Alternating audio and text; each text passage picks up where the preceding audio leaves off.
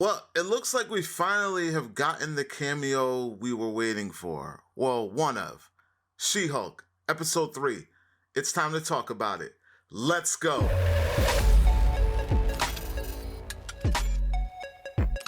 What's going on, everyone? Welcome to Klepcx FM, brought to you by wearecritics.com, a place where we talk about movies, television, and pop culture. And if you're into that kind of thing, make sure you hit that subscribe key and that notification bell so you can be up to speed about everything that I talk about here. Now, ladies and gentlemen, boys and girls, we are in week number 3 of Marvel Studios' Disney Plus series, She-Hulk.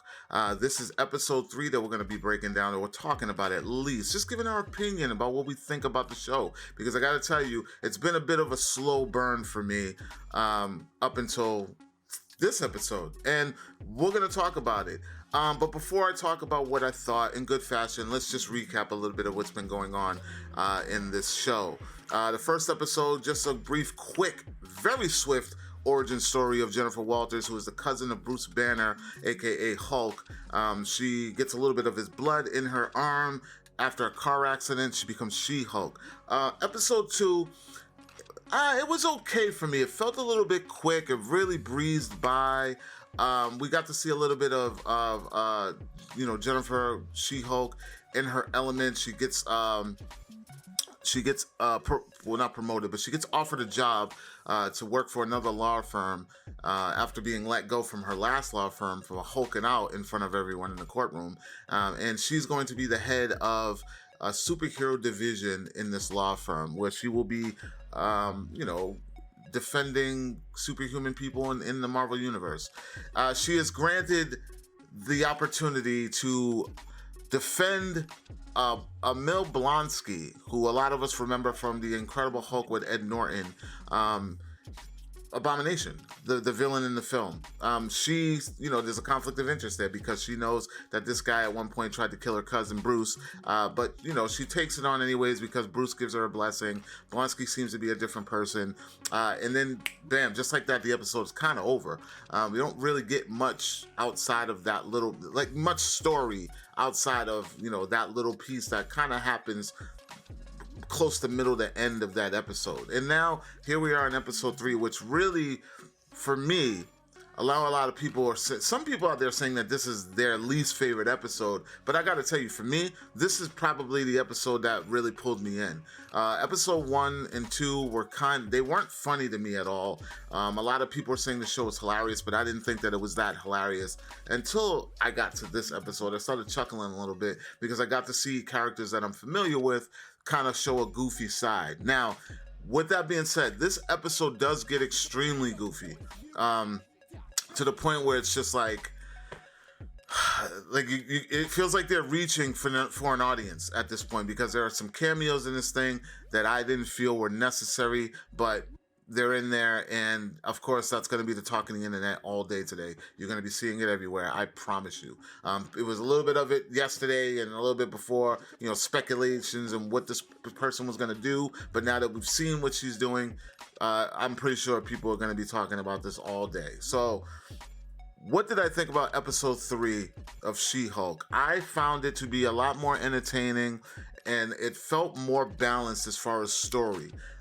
Went into this thing, it felt like a 2-part origin story. They were setting things up, but now we actually got an episodic 30-minute feature where there was actually a plot and a subplot based around law, and I hope we see a lot more of that. I want to feel like I'm watching my Law and Order, or like I'm watching How to Get Away with Murder, but with like a funny Marvel twist, where we had the Blonsky case, and then we had another case from that gentleman. I can't remember his name, but he was the asshole, the dick in the first episode.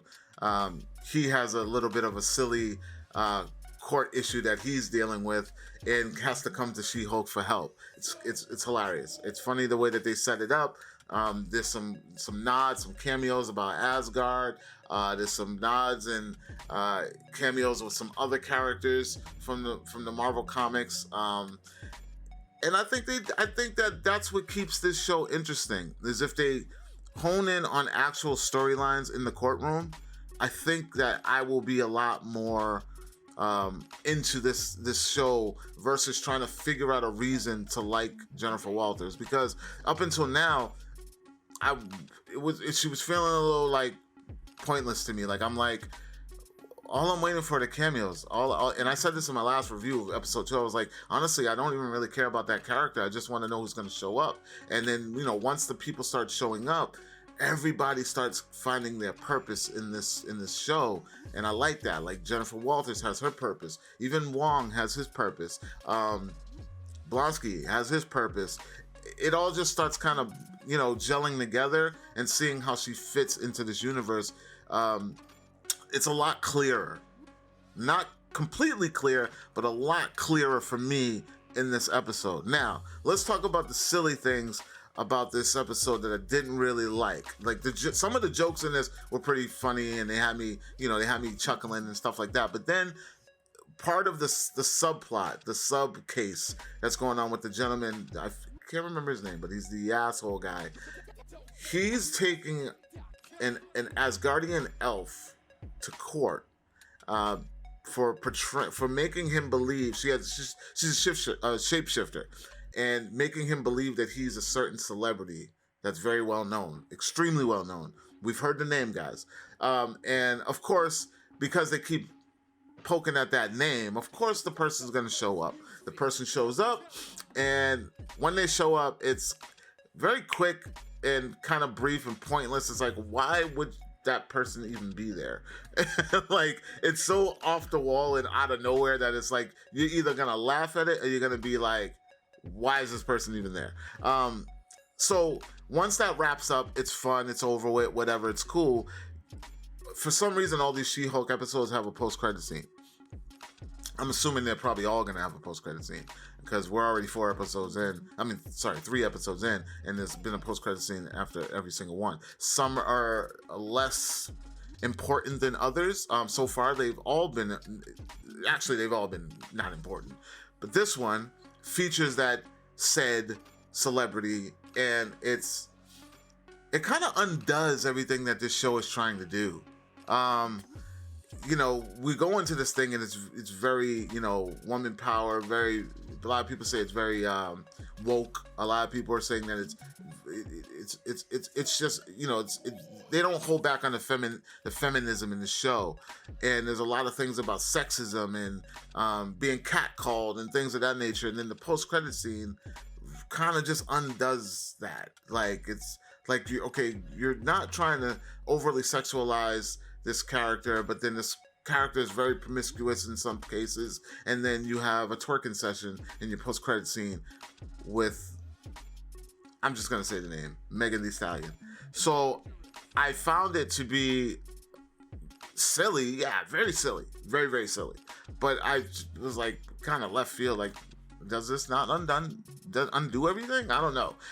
I'm not an expert on this. I don't normally talk about this, but you let me know. Did it make you feel like it kind of undid things, or pointless, or at all? Or was it funny? Because, I did laugh. I'm not going to lie. I was like, but I laughed in a way that was like, it was kind of uncomfortable, but still kind of cheesy. It was very cheesy in that case. So I kind of went along with it.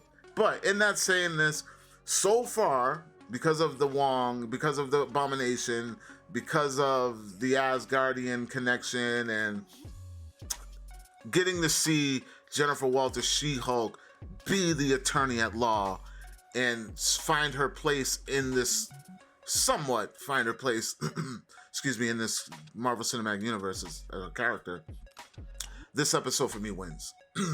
It wins episode 1, it wins over episode 2. Even though 1 had the origin, which, whatever. I didn't like that origin, but it's not dramatic enough for me. But I understand it's lighthearted. So I think that episode 3 right now is better, is the best one for me. You guys let me know what you thought. I'm not going to hold you up too long. I just wanted to share my thoughts about this. And if you agree, let me know. If you don't, cool, let's talk about it. I want to know what you all thought about this episode, especially that post-credit scene and the cameos. Did it meet your expectations? Did it not? Do you hope that you see a little bit more Wong? Like, comment, share, make sure you subscribe. And for more movie news, television news, and pop culture, make sure y'all check out wearecritics.com. And I will talk to you all later. Peace.